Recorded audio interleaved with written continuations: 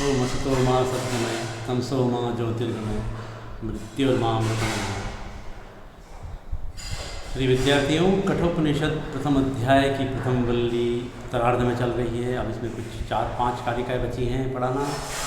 आप इन्हें अच्छी तरह से देख रहे हैं। मुझे आशा है, विश्वास है, आप अच्छी तरह से जो पढ़ाई जा रही बातें हैं उनको समझ रहे होंगे। बार बार ये बातें बताई जा रही हैं यहाँ से कि कठिन लगता है, लेकिन ये कठिन नहीं है। बहुत अद्भुत भारतीय दर्शन और संस्कृति का ज्ञान है। यमराज ने नचिकेता को 3 वरदान मांगने के लिए कहा था। उसमें उसको 2 वरदान जो मांगे वो दे दिए, लेकिन तीसरे वरदान में आत्म तत्व जिज्ञासा मांगने पर यमराज ने उसकी परीक्षा लेने के उद्देश्य से उसे भौतिक सुख सुविधाएँ आदि नाना प्रलोभन दिए, जिस पर नचिकेता ने अपनी दृढ़ता व्यक्त करते हुए उनको ठुकरा दिया। और आगे यमराज को और प्रलोभन दे रहे हैं। ये 25वीं कारिका है। 25वीं कारिका 6 पंक्तियों वाली है, ध्यान दें। यमराज कहते हैं नचिकेता को, इसके पहले हमने पढ़ा था कि बहुत सारी ऐसी चीज़ें उन्होंने नचिकेता को दी, लेकिन नचिकेता ने उसके अभी तक जवाब नहीं दिया है। किंतु ये कहा है कि ये विषय आप ही कह रहे हैं कि यह आत्मतत्व विषय है, वह नहीं सुज्ञेय एवं आसानी से जानने योग्य नहीं है। देवताओं को भी इस विषय में संदेह रहा है, तो फिर मेरे लिए तो आप जैसा वक्ता फिर मिलना मुश्किल है। इसलिए मैं अन्य वरदान न मांग करके यही मांगूंगा, हे यमराज, मुझे आत्मा की अमरता विषय जो महान ब्रह्म ज्ञान है वो आप दीजिए। फिर यमराज उसको अपने मार्ग से दिखाने का प्रयास करते हैं। क्या कहते हैं 25वीं कारिका में, ये देखते हैं। ये कामा दुर्लभा मर्त्यलोके सर्वान् कामान् छन्दतः प्रार्थयस्व। इमा रामाः सरथाः सतूर्या न हीदृशालम्भनीया मनुष्यैः। आभिर्मत्प्रत्ताभिः परिचारयस्व नचिकेतो मरणं मानुप्राक्षिः। ये कारिका है। देखते हैं यमराज नचिकेता कहते हैं कि ये कामा दुर्लभा मृत्युलोके अस्मिन् मृत्युलोके अस्मिन् संसारे, इस मृत्युलोक में जो जो कामनाएं, जो जो इच्छाएं, जो जो भोग, जो मनोकामनाएं दुर्लभ हैं, मनुष्य आसानी से उन्हें प्राप्त नहीं कर सकता। मन में जो ख्वाब आते हैं वो कभी पूरे थोड़ी होते हैं, ऐसा नहीं। फिर भी यमराज उसे कह रहे हैं कि जो कामनाएं, इच्छाएं जो दुर्लभ हैं, जिसको मनुष्य आसानी से नहीं प्राप्त कर सकता है, हे नचिकेत, उन सभी को तुम सर्वान् कामान, उन सभी कामनाओं को, इच्छाओं को छंदतः प्रार्थयस्व, छंद से, अर्थात यहाँ इस प्रकार तीसरे वरदान के रूप में मुझे मांगो, बोलो, बोल करके कहो क्या चाहिए तुम्हें। पहली 2 पंक्तियाँ। दूसरी 2 पंक्तियाँ कहते हैं इमा रामः, हे नचिकेत, ये रमाएं, ये इमा रामः। रामा इति, यहाँ रामा का तात्पर्य है स्वर्ग की अप्सराएँ। इमा रामा, स्वर्ग की स्त्रियाँ। अमूमन सभी मनुष्य सुख भोग में ही जीवन निकाल देते हैं, तो इन सुंदर स्वर्ग की सुंदर स्त्रियों को सरथा, रथ सहित, यमराज कह रहे हैं कि रथ सहित तुम यहाँ का रथ ले जाना चाहो, रथ में बिठा कर ले जाना चाहो उनको। सतूरिया, तूरियों सहित, तूरी का मतलब बाजे, तूरियाँ भी बड़ी होती हैं, बजती हैं, तो रथ सहित, तूरियों सहित, बाजे, बैन बाजों सहित इनको मांगो। ये दुर्लभ है। स्वर्ग की अप्सराएँ दिव्यांगनाएँ हैं, बहुत अनुपम, बहुत ऐसा सौंदर्य होता है उनके पास। तुम चाहो कि ये स्वर्ग की अप्सराएँ तुम्हें मिल जाएं तो उनको मांगो, रथ सहित, बैन बाजू सहित ले जाओ। न हीदृशा लंभनीया मनुष्यैः, मनुष्यैः ईदृशा न लंभनीया। मनुष्यों द्वारा मनुष्य लोक में इस तरह से, इस प्रकार की ये स्त्रियाँ, सुंदर स्त्रियाँ और ये सब चीज़ें न लंबनीया, आसानी से प्राप्त होने योग्य नहीं है। इनको आसानी से प्राप्त नहीं पा सकता है इंसान। मनुष्य इनको इस प्रकार के सुख को नहीं प्राप्त कर पाता है। अतः तुम क्या करो, आभि, इनसे, आभि इयम शब्द है तृतीया बहुवचन, अनया अभ्यम आभि इनसे मत प्रत्ताभि मत दत्ताभि, मेरे द्वारा दी गई इनसे, इसलिए मत प्रत्ता भी आया तृतीय बहुवचन कि आभि मत प्रत्ताभि परिचारयस्व, इनसे तुम अपनी परिचर्या करवाओ, सेवा करवाओ, शुश्रूषा करवाओ, इनके द्वारा तुम सुख प्राप्त करो। हे नचिकेत, इन स्वर्ग की दिव्यांगनाओं को, स्त्रियों को रथ सहित बैंड बाजों सहित ले जाओ। इन सभी कामनाओं को जो दुर्लभ है, मनुष्य लोक में दुर्लभ है, आसानी से नहीं मिलती है, इनको मांगो और मेरे द्वारा दी गई इन अप्सराओं से तुम अपनी सेवा करवाओ। किंतु नचिकेत मरणम मानुप्राक्षी, मरणम का तात्पर्य मृत्यु के विषय में, मौत के बाद आत्मा की स्थिति के बारे में माँ नहीं, अनुप्राक्षी पूछो नहीं, पूछो मत पूछो। मृत्यु के बाद आत्मा की अमरता को लेकर के आत्मज्ञान विषय तुम्हारा जो जिज्ञासा है उसको मत पूछो, वरदान मत बोलो। इस प्रकार ये बड़ी कारिका है, इसमें यमराज ने सारी बातें कह दी हैं, सुख सुविधाएं देने की, नाना प्रलोभन देने की पूरी बातें कर दी यमराज ने। अपने वरदान से उसे दिगाने का पूरा प्रयास किया। नचिकेता इसका क्या जवाब देता है? परीक्षा लेने के उद्देश्य से नचिकेता को सुख सुविधाओं के बहुत सारे बड़े बड़े प्रलोभन दिखाए। इस पर नचिकेता ने क्या प्रतिक्रिया की या ये देखते हैं हम कारिका संख्या 26 में, किंतु इस कारिका की ई कंटेंट के रूप में आप यहाँ देख रहे हैं। इसको विद्यार्थी से नोट करें। ये संदर्भ अन्वय से तात्पर्य, कारिका कविता काव्य होता है वह इस प्रकार वक्रोक्तिमय होता है, सीधा सीधा नहीं होता है। सीधा सीधा होता है तो अभिधा जनित अर्थ हो गया। काव्य हमेशा वक्रोक्ति, ऐसी भावभंगिमा लिए होता है। तो यहाँ एक शब्द आया था छंदतः प्राप्त, इच्छा अनुसार मांगो, जो मन में आए वो बोल दो, क्या चाहिए। इस प्रकार ये यहाँ इस कारिका का अनुवाद है। अनुवाद नोट करें। फिर वही बातें हैं जो मैंने आपको बताई हैं प्रिय विद्यार्थियों, और ये इसका भावार्थ है कि कंटेंट के रूप में लेख्य सामग्री आपके पास है, आप नोट करें। इस कोरोना काल में इससे बढ़कर कोई अच्छा विद्यार्थियों के लिए कोई संसाधन नहीं हो सकते हैं। राज्य सरकार प्रतिबद्ध है विद्यार्थियों के भविष्य के लिए। जिस प्रकार की व्यवस्थाएं की गई हैं, विद्यार्थी उनका लाभ उठाएं, फालतू यहाँ वहाँ की बातों में ना आए। आपको सुनहरे भविष्य की ओर ही देखना चाहिए।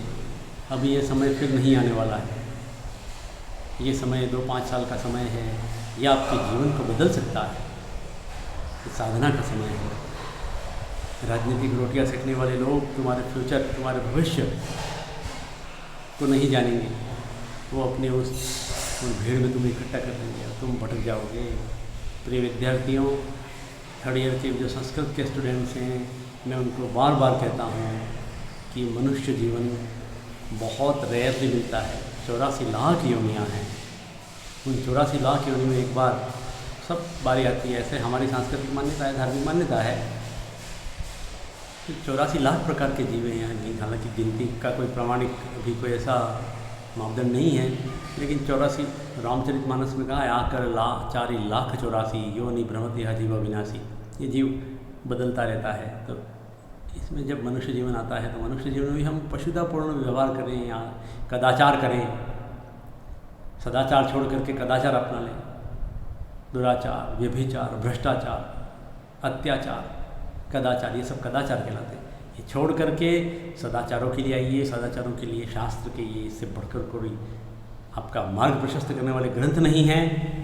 इनको पढ़ो, समझो, लिखो, इसमें ही रहो। अपने दिमाग को, अपने ध्यान को, जैसे गीता में ने कहा कि अपने मन को अपने उन विषयों में मत ले जाओ जो आपको वही सोच में रखेंगे, उसी सोच तक सीमित रखेंगे। आप पढ़ाई में अपने मन को लगा दो, फिर आपको कोई नहीं सूझेगा, सुनहरा भविष्य ही दिखेगा। मुझे कुछ करना है, आप कर लेंगे, आसानी से कर लेंगे। ये समय आपके हाथ से निकल गया तो फिर कुछ नहीं मिलने वाला है। इसलिए दूसरे लोगों की बातों में ना आए।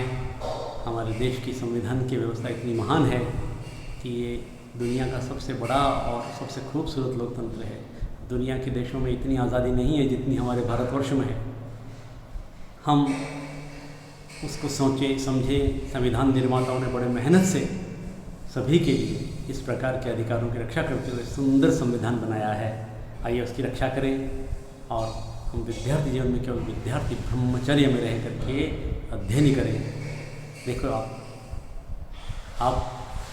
आपकी पर्सनैलिटी पॉलिश होकर रहेगी, आपके व्यक्तित्व का निर्माण हो जाएगा। यदि आपने ये समय गंवा दिया फालतू उलझ झुलझ उटपटांग भीड़ में जा कर के, भीड़ का कोई चरित्र नहीं होता है, तो भीड़ में न जाए बंधुओं। आप हमारे प्रिय विद्यार्थी बन के रहो कि जीवन में कहीं कोई संकोच संशय संदेह आता है तो आएँ इन पुस्तकों। इसके बाद भी आप कॉलेज भी खुलने वाली हैं कुछ समय में, आप आएँ पढ़ें, आपके लिए दरवाजे खुले हुए हैं। मैं तो अपने विद्यार्थियों को मेरा फ़ोन नंबर तक दे देता हूँ, कहीं कोई पूछना हो तो मेरा फ़ोन करके पूछ लो आप। आज के फ़ोन नंबर कोई नहीं देता है विद्यार्थियों को, किंतु मैंने सार्वजनिक दे रखा है, किसी को पूछो, जो पूछना हो पूछो। इस प्रकार इस कारिका में ये रामा शब्द कहा है, वो स्त्रियों के लिए कहा है, बिल्कुल आदि शंकराचार्य ने कहा है।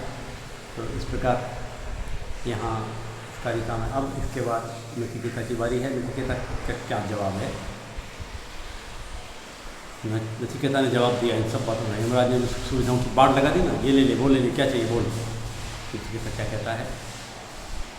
शोभावामर्त्यस्य अदन्तकैतत् सर्वेन्द्रियाणां जनयन्ति तेजः अपि सर्वं जीवितमल्पमेव तवैव वाहास्तमनृत्य गीते।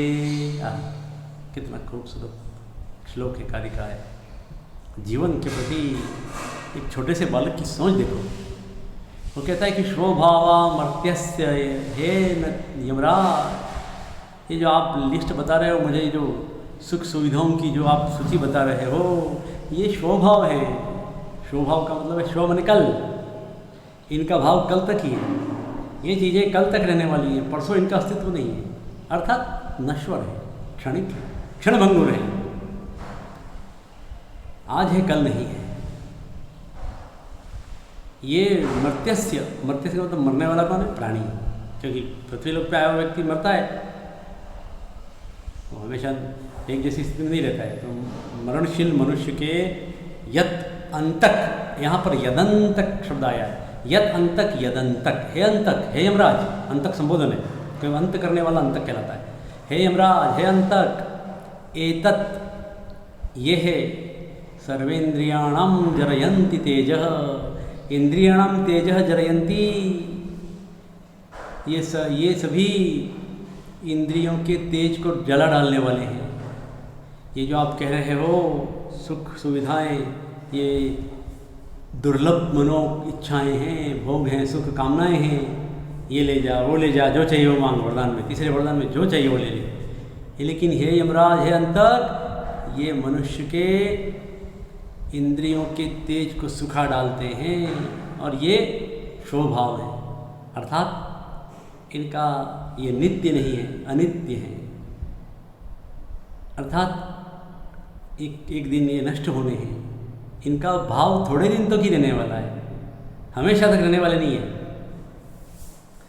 मनुष्य लोक में आया हुआ हर व्यक्ति, हर वस्तु कोई परमानेंट थोड़ी रहती है, एक जैसी थोड़ी रहती है। अपि सर्वम जीवितम अल्पमेव तवैव वाहास्तव नृत्य गीते। और फिर हमारा जीवन छोटा ही तो है। अपि सर्वम जीवितम अल्पमेव, जीवितम का मतलब जीवन, अल्पम छोटा था, अल्प है, स्वल्प है। सभी का ये जीवन है वो थोड़ा सा है।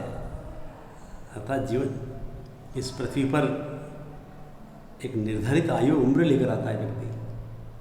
कोई अमर को पखोबित खा के थोड़ी आया है कि वो परमानेंट आया तो रहेगा।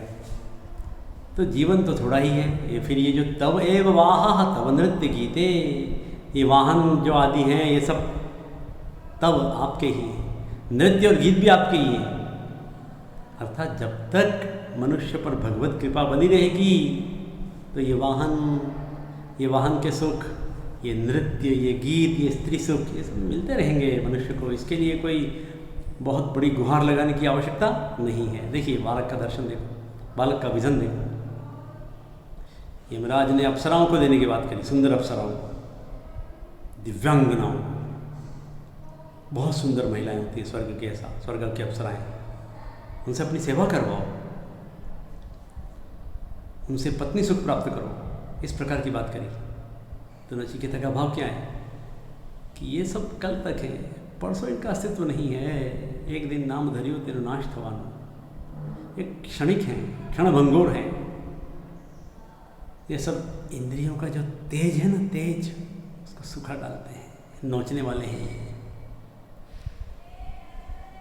जिस ब्रह्मचर्य से ललाट चमकता है वही गृहस्थाश्रम में वह फीका पड़ जाता है। इसलिए साधना होनी चाहिए संयम की। भोग में तो क्या है, भोगान भुक्ता वयमेव भुक्ता, कि भोग नहीं भोगे जाते हैं, भोगों द्वारा हम भोगे जा रहे हैं। देखो भर्तृहरि ने वैराग्य शतक में जो श्लोक लिखा है कितना महान है, इसका अपना दर्शन है, भोगान भुक्ता वयमेव भुक्ता। भोग नहीं भोगे जाते हैं भाई, हम भोगे जा रहे हैं भोगों द्वारा। भोग करके हमारा शरीर, हमारा कोड़िया खत्म हो रहा है। तो हाँ, ये छोटा सा जीवन है, इसमें ये क्या मांगना, ये तो यूँ ही मिल रहा है ईश्वर की कृपा से। ये वाहन आदि जो भी हैं, रथ सतुर्य सरथा और ये नृत्य गीत स्त्री सुख, ये सब ये मिल जाता है, ये सब आपके ही हैं। आप जब तक हो तब तक मिलते रहेंगे, ईश्वर की कृपा से मिलते रहते हैं, इसमें क्या मांगना। ठुकरा दिया यमराज के इस प्रस्ताव को नचिकेता ने ठुकरा दिया, लेकिन जीवन को, मनुष्य जीवन की इन बातों को उसने बहुत हल्के में लिया है।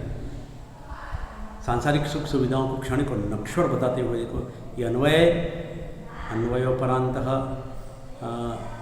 आप देखें नचिकेता ने क्या कहा, ये हम अगले कार्यक्रम पढ़ेंगे, लेकिन यह जीवन का अंत करने वाले अंतक शब्द में जैसे हमने बताया था वैसा ही है। ये रहा अनुवाद, ये व्याख्या, इस प्रकार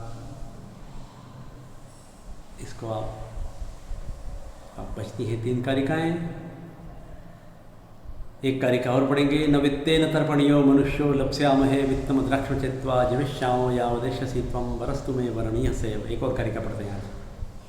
न वित्तेन तर्पणीयो मनुष्यो, हे यमराज, आप कह रहे हो कि जितना धन चाहे उतना मांग लो, किंतु धन से क्या मनुष्य की तृप्ति हुई है? मनुष्य वित्तेन न तर्पणीय, तृप्त करने योग्य नहीं है मनुष्य कभी धन से तृप्त हो सकता है? अगर 1000 नहीं है तो 100 के लिए भी वह महत्व ललचाता है। 100 वाला 1000 चाहता है, 1000 वाला लाख चाहता है, लाख वाला करोड़ चाहता है, करोड़पति और अरबपति बनना चाहता है। अंतहीन तृष्णा है ये, अंतहीन लोभ है। न वित्तेन तर्पणीयो मनुष्यो, हे यमराज, मनुष्य धन से कभी तृप्त नहीं किया जा सकता, संतुष्ट नहीं किया जा सकता है। लप्स्यामहे, पा लेंगे, प्राप्त कर लेंगे, वित्तम, धन को, हम धन को तो यूँ ही प्राप्त कर लेंगे। अद्राक्ष देख करके चेत्वा, आपके दर्शन हो जाएंगे तो धन यूँ ही मिल जाएगा। वही बात भगवत कृपा, ईश्वर कृपा रहेगी और ये संसार रहेगा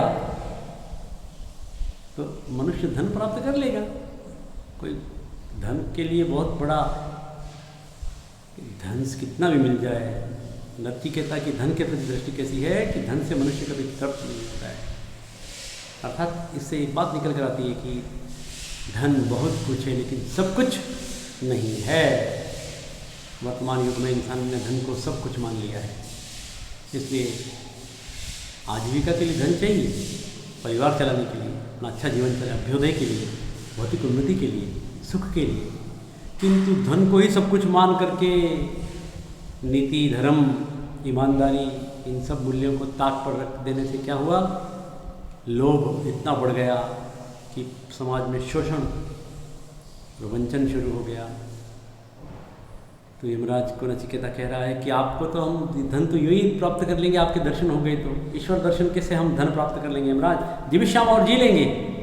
कब तक? यावद इष्यसि त्वं, यावद इशिष्यसि त्वं, जब तक आप ईश्वर हैं, जब तक आप इस मनुष्य लोक के ऊपर आपका ईश्वरत्व है, आप तब तक मनुष्य का जीवन चलता रहेगा, जी लेगा जितना जीना है उतना।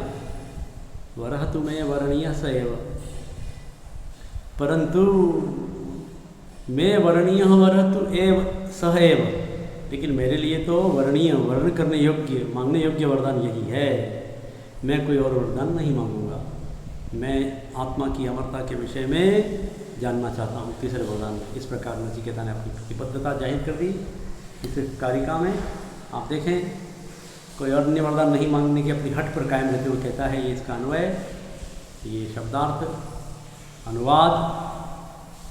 अब इसको रोक दें और चाहें तो जूम करके भी इसको नोट कर सकते हैं, बड़ा करके पर्याप्त दिख रहा है मोबाइल के फलक पर।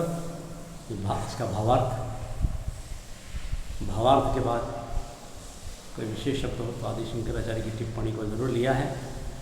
इस प्रकार आज का कालांश पूरा हुआ। कल फिर मिलेंगे आपको, प्रथम वल्ली का हम समापन करेंगे। ओम शांति शांति शांति।